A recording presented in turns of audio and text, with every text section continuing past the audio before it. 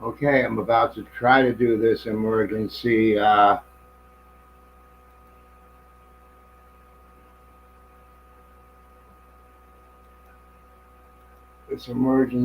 live stream on YouTube. I'm not sure who can see me or what's going on. I'm about to invite people. If I can figure this out, I know this might look a tad amateurish because maybe it is, but I'm sure there's plenty of other things that you guys can look at. Where's my Substack? Sending out the note to my subscribers so they can join me on stage.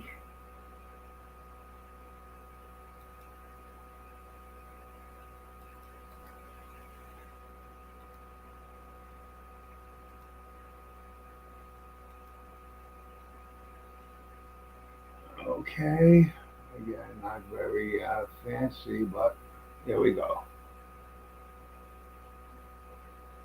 Okay, so while I'm waiting for people, if anybody's watching or if not, I'm talking to myself. That's okay too. So I'm just using this chart, quick reference to have it handy. And as we could see here, 5750 is the line in the sand. That's also the 200-day moving average area. So key psychological area as well. We also have some dealer short, dealer long options here. I believe we're going to go back and look at the options depth in a minute to get more granular. Right now, I'm using Menthil Q, which is fine. It gives me where the levels are, and we're kind of at the 1D min. So, in theory, the danger is done. However, if we break this, then we flush danger down to here between where we are now, 5750 and 5775 is kind of a pretty clean bounce zone, with getting over 5790 and reclaiming 5800 the key to the day. Um, I'm going to end the YouTube stream because I'd like to speak to my subscribers, and maybe I'll record something later. But I'm going to end this YouTube. So actually, before I end the YouTube screen, let me just take a quick look at options depth and see what it's got for you guys.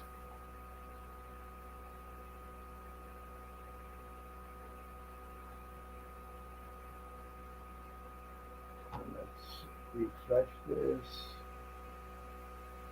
032. Okay, that range is good enough. Let's do a refresh, make sure we got latest data. Okay, we got somebody coming in.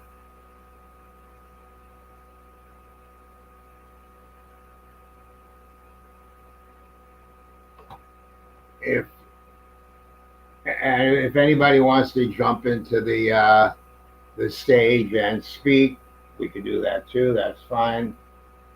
So what am I looking at here? This is market maker, gamma, and let's focus in this area. Let's take a quick look at the heat map. What a mess.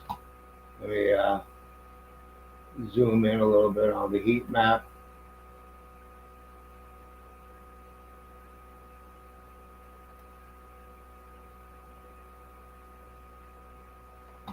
Okay, let me,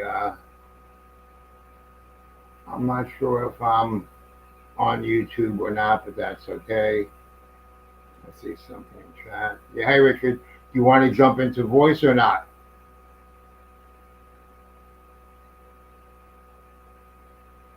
Okay, well, until I get confirmation one way or the other. Sure, he says. Okay, man after my own heart.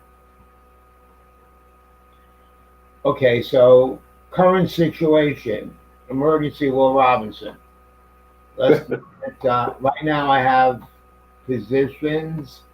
I guess we should look at gamma to see how strong the reactions are going to be, even though we can tell by the position concentration how strong they're going to be. Apply.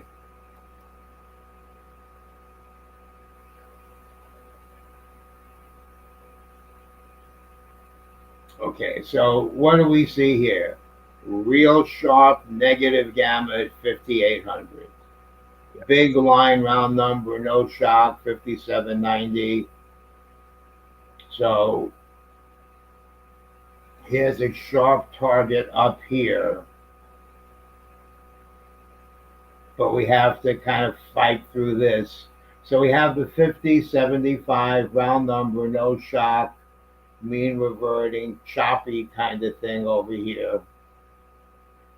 And if we can fight through this, these negative gamma could be a magnet up, stall at 20 at 15, and then we're kind of back in the range of where we were in the normal pre-market pre-tape bomb note, where we can get to 15,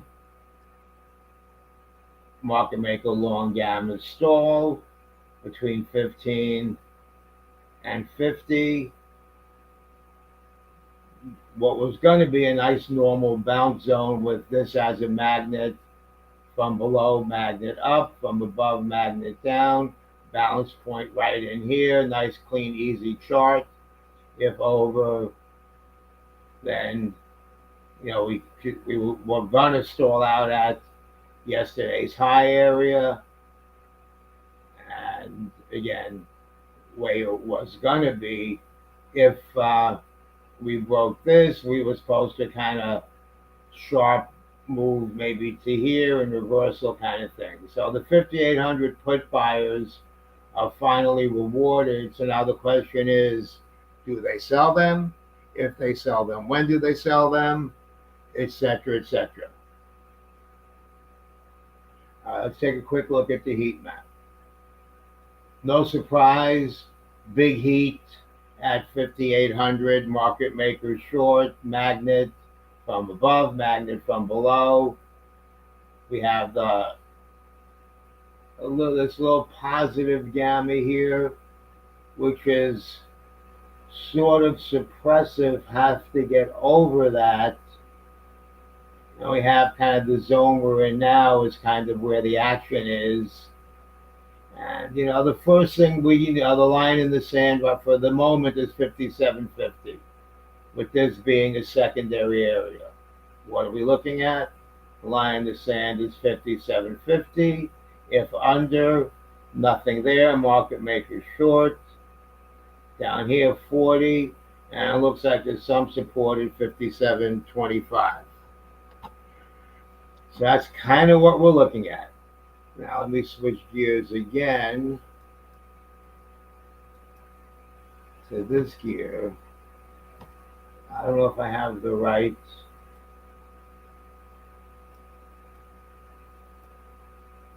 I don't know if this updated what I had in the.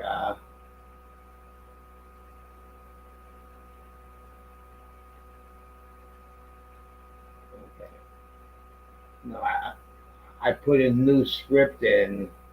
Let me kind of get it and throw it in here real quick. So I had a question yesterday about those levels, because it seemed that you were looking at the positioning and the upcoming positioning, and then you posted those gamma levels. And my question is, are you determining those levels off of the positioning that you saw yesterday after the close? Yes, I was determining those levels off of what I saw in the 1DTE or whatever I set the date. Okay. And so you're calculating like zero Vanna levels and the centroid and all that just using the positioning? Yeah, I guess using the positioning and kind of what's the word I was gonna say? Yeah, okay, kind of eyeballing it, not like Okay. mathematically precise, 0.072. You know what I mean? Right. Because I played around with plugging it into Claude and stuff, and I got some similar responses. So that was really cool. Like yesterday evening, I was dinking around with it, and I'm like, oh, okay, I guess you can make some approximations. I'm used to another one of our favorite quants, Uh-huh. her stuff, and Right, yeah, it's like just point four seven two decimal oh places. four to the nine. Yeah, right, like 9 decimal places.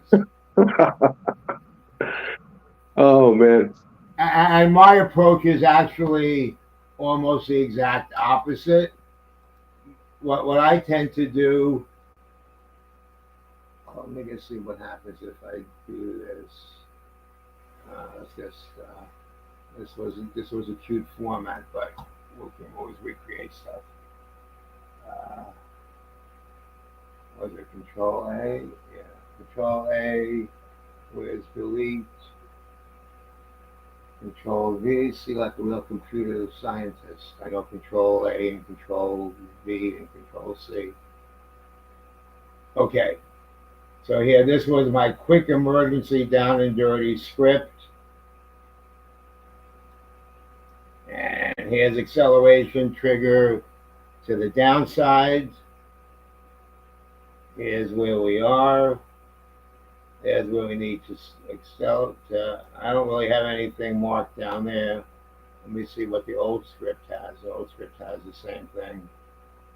I have it on my other computer, but it didn't port over here for whatever reason. On this computer, that's fine. So yeah, that's kind of where we are. Let me guess. And these things are roughly true also, just for fun.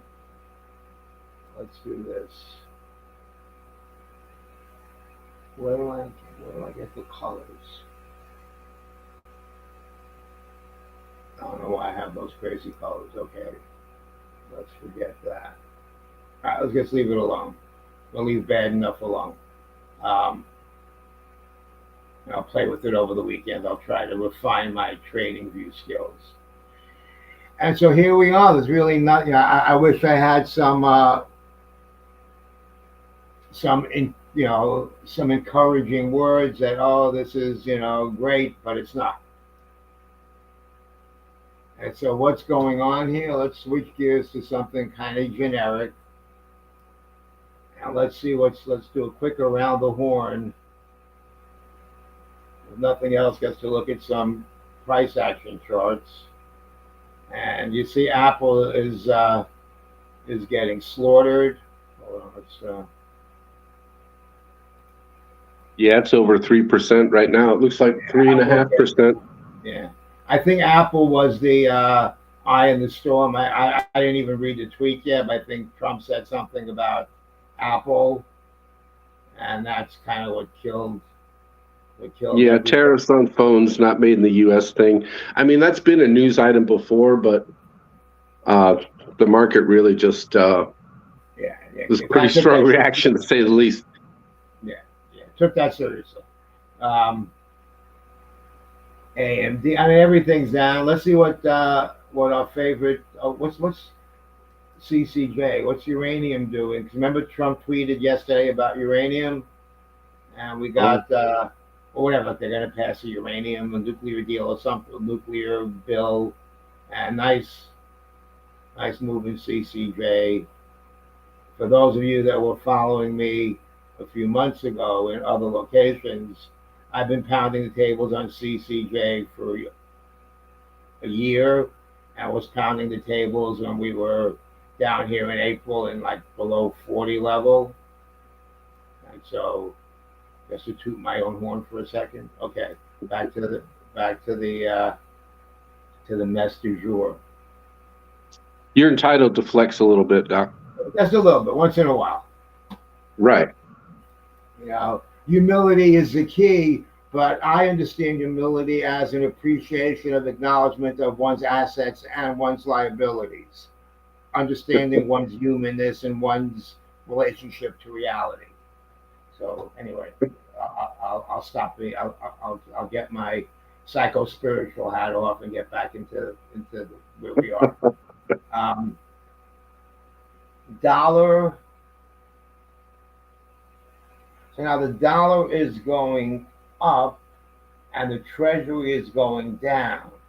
So now we've shifted from macro inflation to buy bonds, flight to safety, I guess. If I put on my amateur macro bro hat on, where the heck? Here it is. That's what I see. Gold is up. You see here, Dollars here's the getting 10-year. killed against the yen. Yeah. So here's the I'm 10-year surprised treasury Bitcoin's going reaction though. down. Yeah. I think the algos just don't know what to do with this. Or they do know what to do with it. What's going on with our favorite friend UNH?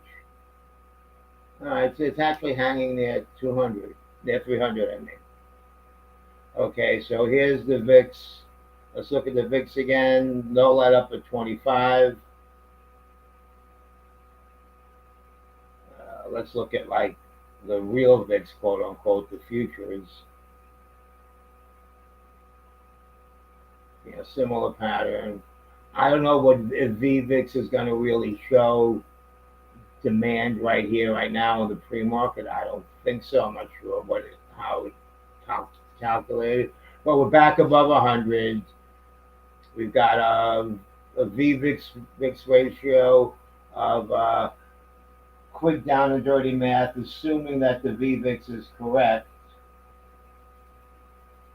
We'll just call it, what is it?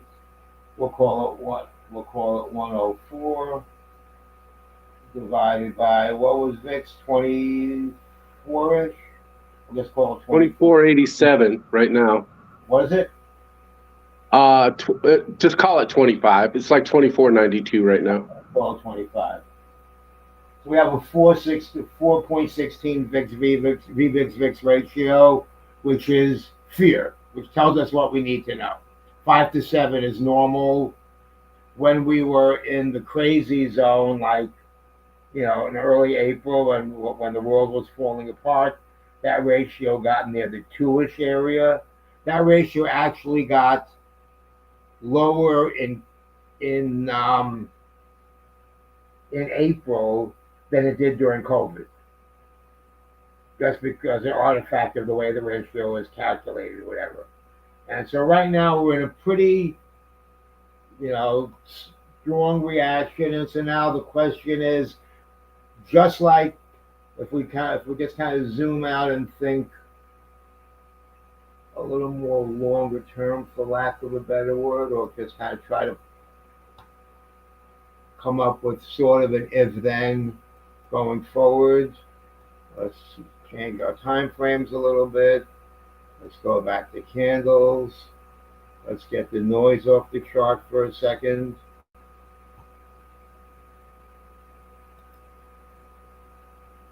Okay. So we know, just like it happened, it's a 65-minute chart.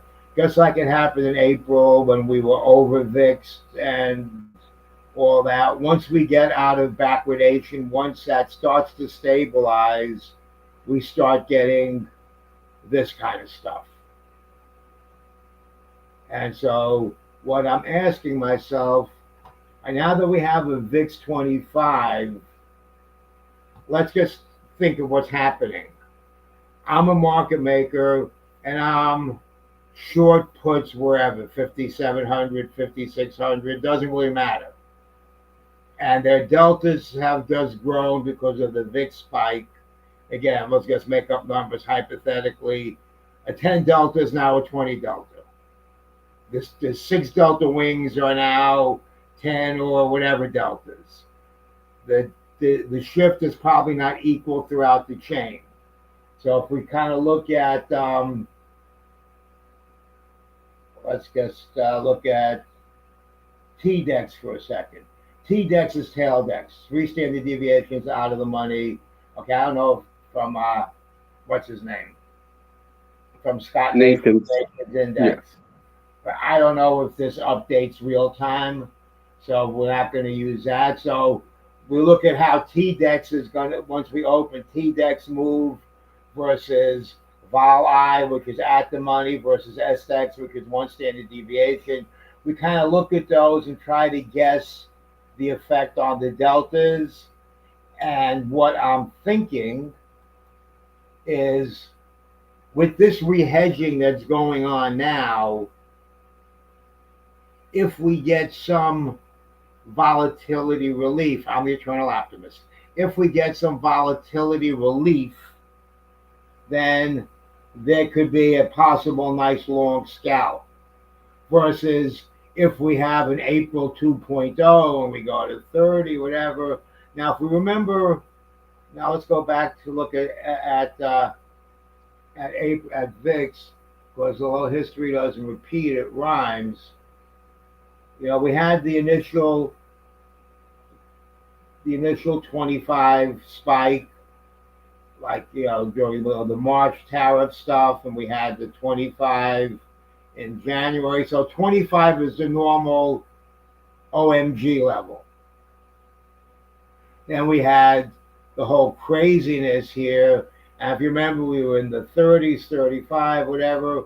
Once we kind of receded, we had 25 as a level. Now, we're not doing TA. We can't do TA support resistance on VIX. We're just trying to get a gauge of where market participants are going to be hedged. Remember, this is June SPX puts that, or SPX options that are being priced in here. So that's what we're looking at. And, even if we wanted to play TA here, even though it doesn't work, we're kind of at that number, 25. So now 25 is our line in the sand to think of, are we going to get relief with VIX receding, or are we going to stay here? Is it going to stay sticky? Let's see if the VIX 9-day reacted again. I don't think that's not going to show until after the market opens, so we don't really have anything else to go by other than the VIX or this. These are the two that are going to show us what's going on in the volatility space, other than looking at options pricing and whatever it is. And that's really it. So I have one question going back to the heat maps. Yeah. And that is, when you see negative gamma, you refer to it as a magnet. We can all be singing from the same songbook. Okay. You often refer to areas of negative gamma as magnets. And right. I'm wondering the question is do you take volatility into consideration? Or do you always look at areas of negative gamma as potential magnets? Yes, both. Areas of negative gamma are potential magnets. However, increased volatility has the effect of dulling the effect of gamma, for lack of a better way of putting it. So we can think of increased volatility as increasing time. Volatility is really time standard deviation of the expected move over time, right? And if we just kind of think of it semi-logically to exaggerate it, to make a point, between now and the end of the day, maybe we can move 100 S&P points or 50. Between now and 2027, we can move 1,000 points. And so that expected move priced in over time is a measure of volatility. And that's going to affect delta, that's going to affect everything else. So really, volatility and time are somewhat fungible. And so that has the effect of raising deltas, and now the delta of the of like the whatever it is, the 5750 put and the 5725 put, and and the 5775 call all get mushed together. And so the charm effect, the gamma effect, the decay effect, and all that we have as time passes kind of gets muted. I don't know if I explained it properly or if that kind of gives a flavor, intuitive flavor, if not a precise mathematical flavor. Does that kind of make Yeah, sense? a flavor. Yeah, A yeah, flavor. because Okay. I Well, we'll go with understand that. volatility. I understand volatility as a function of time and in its calculation, but yeah, I don't really look at it that way. But I understand what you're saying somewhat. Right. You And gave if me we a look little at it insight. the other way, let's look at it the other way. Volatility is an input into the Black-Scholes equation, and so That's the way I look at it. volatility is going to increase deltas, and with deltas increased, then everything starts to overlap. Yes. Oh, cool! I had my buddy do this. Copy image. Okay. All right. Where am I going? I'm going to throw this somewhere. Subscribe.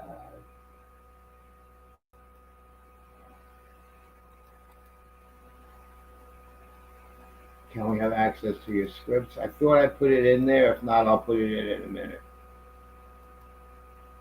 Well, there's the script, the latest one.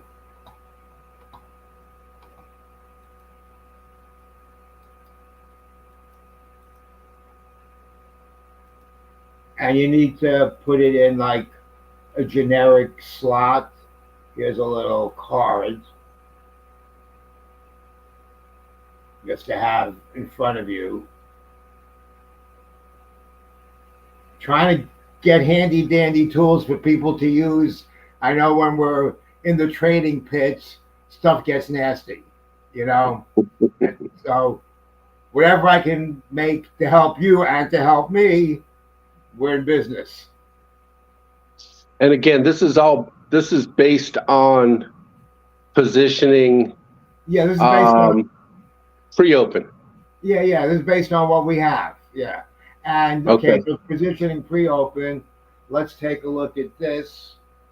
And I'm not sure what this is. I'm gonna jump into vol sigs. I'm gonna hang up and jump into the guru. The The guru. guru that I got. He's like sandpaper on my brain.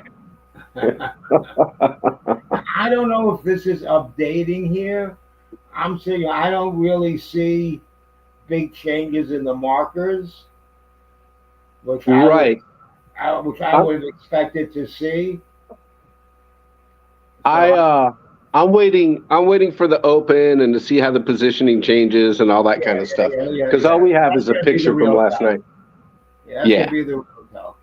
All right, so if that's it, I'm gonna go to vol sigs for the simple version. All right, quick 30-second or 10-second question. When you posted the zero DTE emergency roadmap, and this is a question that I asked earlier, do you have the same conviction in those levels as you did last night when you were putting together the pre-plan? Okay, so those levels were there, but let's just say hypothetically, the 5750. Last night, the 5750 was so far away, had such a low delta. There were all those short puts in front of it that were acting as support, et cetera, et cetera. So, I mean, if we just look at positions real quick. So last night we were over here, right? And again, I don't want to rob your time from Carson. So I'm going to give the 2-minute answer and then I'm going to go. All okay. Right. So last night we were over here. So last night, market maker long was support right here. Here was if this breaks, we go to here. Here's that 57.90 here, and then we have support coming from over here. So those positions we're still using, only now we're in a different location relative to them. Okay. Does that kind of answer your question? Yes. Okay, good. Except, All right, I'm going to go yeah, to Vol I'll Sig come back then. to it. Okay, I'm going to go to Thanks. Vol Sigs, and then after like the initial bombardment stops, maybe I'll try to jump back into this live stream sooner rather Okay. than later. All right. All right, Enjoy take the care, chat. everybody. Thank you, Be sir. safe. Bye-bye. Discretion is the better part of valor. I tell myself that all the time. Yeah, right. I tell myself, now I just wonder why I don't listen to myself. Okay, take care. All right, sir. Bye-bye.